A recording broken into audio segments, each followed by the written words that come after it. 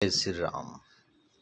मैं आप लोगों को रविदास जी की कथा सुनाता हूँ।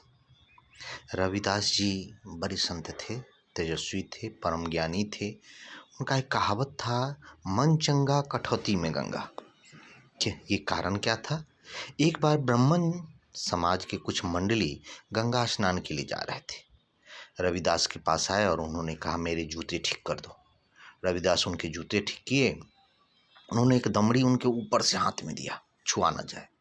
छुआछूत उस समय बहुत ज़्यादा था।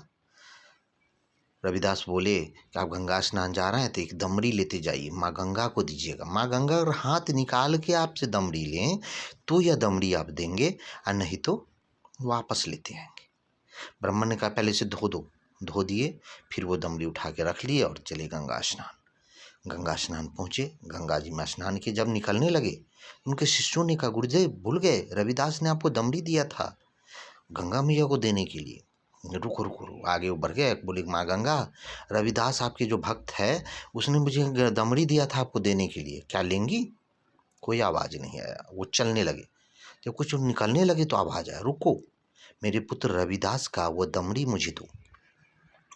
वो दमड़ी हाथ निकला हुआ था, हाथ में जाके ब्राह्मण दमड़ी दिए। बड़े डरे हुए थे बहुत, देख के वो अचंभित थे, अजीब सोच रहे थे क्या हो रहा है। गंगा में न रुको, नीचे हाथ गया और हाथ से फिर नीचे से एक सोने का कंगन निकला और उन्हें दिया कि रविदास को दे देना। वो लोग चले आए, वो कंगन चुरा के राजा को दिया इनाम लेने के लिए। राजा नहीं, राजा की पत्नी जब वह देखी कंगन तो बोली, इसका जोड़ा कहो उसके लगा के आने के लिए। अब ब्राह्मण डर से कांपने लगे। उसने कहा, ये तो रविदास की चमत्कार है। राजा रविदास के बारे में जानते थे। राजा रानी के साथ आए, रविदास को प्रणाम किया, कहा, इसका जोड़ा लगा दीजिए। माता, अपने पुत्र का लाज रखना। और कठौती में उन्हें पानी रख के आवाहन किया। कठौती में से माँ गंगा का हाथ निकला दूसरा कंगन लेके, और रविदास को दे, पुत्र रविदास ये कंगन लो। उन्होंने कहा, महाराज ये जोड़ा लग गया। तभी से कहावत हुआ, मन चंगा कठौती में गंगा।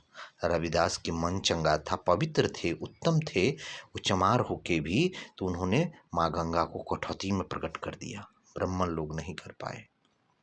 इसीलिए जात पात कुछ भी नहीं होता। प्रभु के दरबार में भक्ति सबसे उत्तम होता है, पवित्रता सबसे उत्तम होता है, कर्म उत्तम होते हैं। इसीलिए आप अच्छे कर्म करो, प्रभु आपके साथ जात पात नहीं। प्रभु के लिए सब बराबर है। बिलिनी भी बराबर है और तुलसीदास जी भी बराबर है। ठीक है, इसीलिए रविदास हों, चाहे माता शबरी हों, या हमारे